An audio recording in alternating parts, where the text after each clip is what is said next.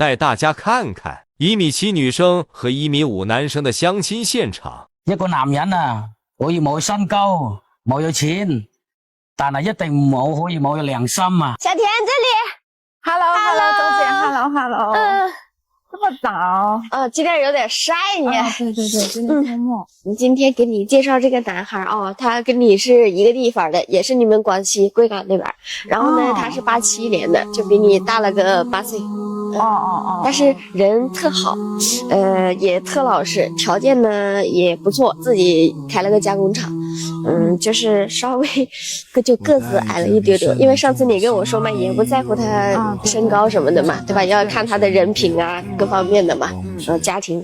所以呢，今天咱去他工廠那邊，咱見見。可以，先看一下嘛。對，我跟他說跟他說到了，不知道到哪兒了，我給他打個電話去啊。哎，老王，我們到了。哎，小姐，在這邊。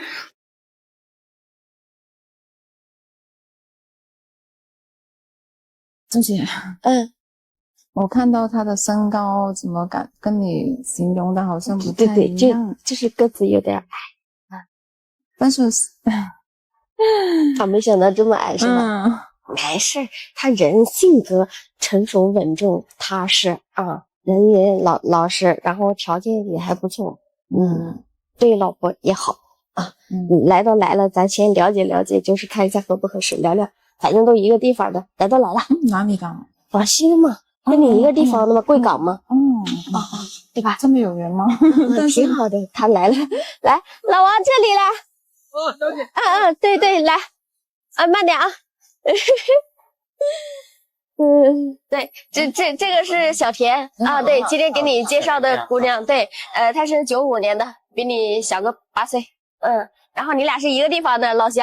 是廣西的。對，你倆自己聊聊，別緊張，靠近一點，別緊張啊，然後兩個人溝通一下，了解，好不好？可以。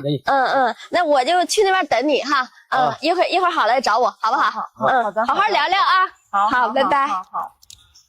哦，今天太陽有點大哦。對。要不我去拿把傘去，我公司那裡很近。那你去拿吧。好，等一下。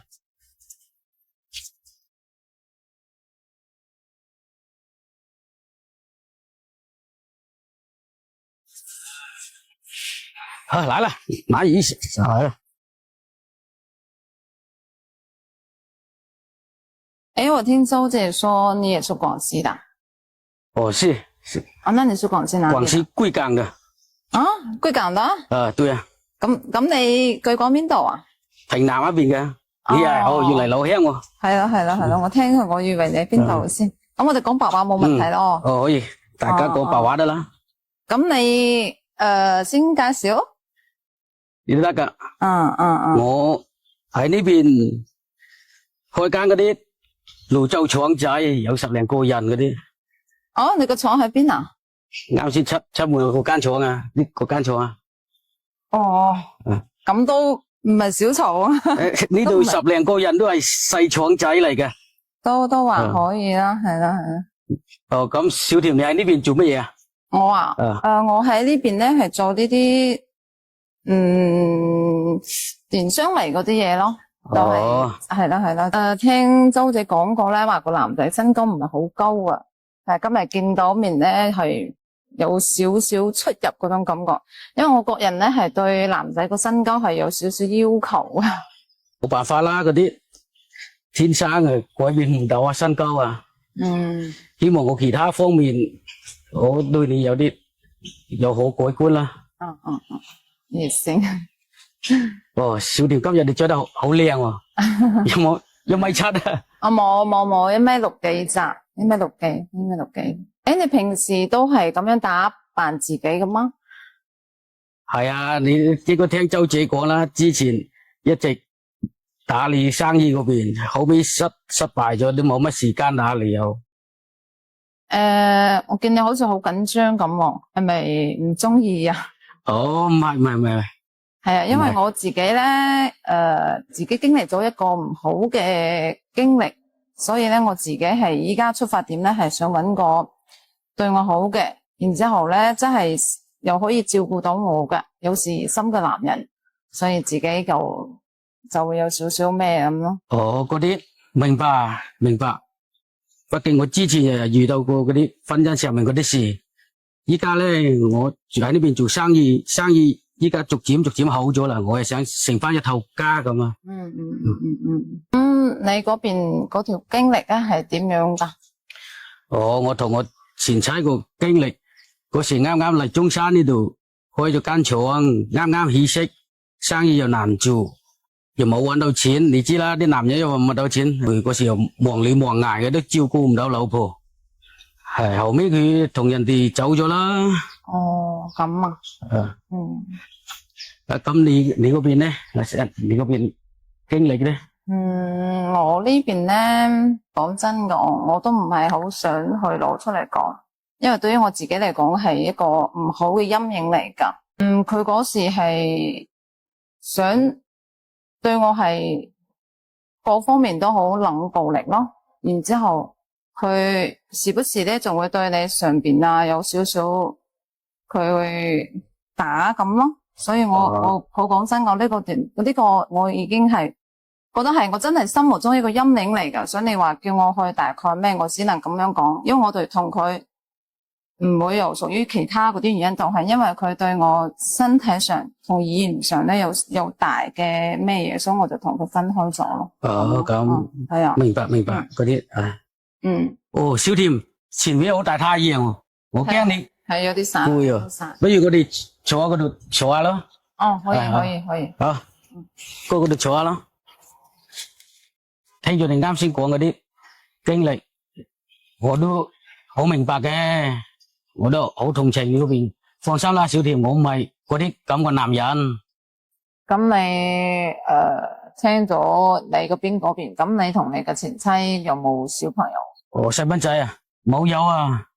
之前打理生意上嗰啲嘢太攰啦，又冇得照顧好老婆，搞到疏忽咗啊！冇辦法啦，呢10幾年雖然我冇有細蚊仔，但係我都有資助一個山區嗰啲兒童讀書嘅。每個月都有打錢，不過依家都讀高中啦。嗰個資助嗰啲小朋友啊？係啊。哇，咁你都幾有愛心喎。冇辦法啦，啲朋友都話我傻嘅，自己都過成咁樣啦，你仲資助啲一個山區嘅小朋友啊？我知啦，一個人冇要讀書係冇得噶嘛，係咪？冇辦法啦，我知道以前因為跌低過，冇人扶真係好難，我都係盡我自己個能力，能夠幫助就盡量幫助啦。咁你依家同你前妻有冇聯繫啊？冇有聯繫啦，佢都結婚咗幾年啦，不過早幾年佢家庭出咗啲事，佢都有嚟問我借咗啲錢。佢家庭出咗事過嚟問你借錢啊？係啊，再分10幾年噶咯喎。冇辦法啦，曾經都係夫妻一齊，雖然後面冇有緣分走埋一齊。一個男人啊，可以冇身高冇有錢，但係一定冇可以冇有良心啊，係嘛？呢個係小甜，不如我哋行下咯。帶你去我間廠嗰度參觀下咯。唔好吧？冇所謂啦，又萬一係老闆娘嚟咧。咁啊？係啊，過去睇下嘛。